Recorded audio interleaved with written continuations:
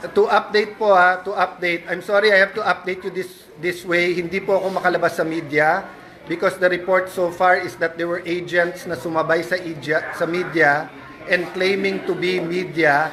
So there are now more than 200 sa labas, naka-barricade yung ibang doors. But I will use this medium. Sergeant at Arms, PNP, Marines, dadating si Sec Remulla, please escort them, please allow them in.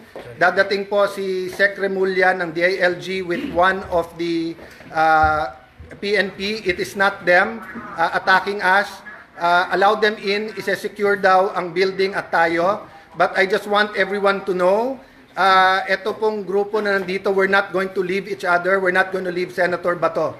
May agreement na. We're still looking at the Supreme Court decision, but his legal remedies have not been exhausted. Sabi ng Supreme Court, binibigyan ng 3 days to comment. So we are relying on the law, relying on the Constitution, we are relying on the word of the NBI na hindi papasukin ang Senate na walang coordination. But again, nagkaputukan na po dito. We cannot let this pass. So, Osaa, I'm trying to call you. Papasukin nyo po si Secretary Remulla. He's here to help.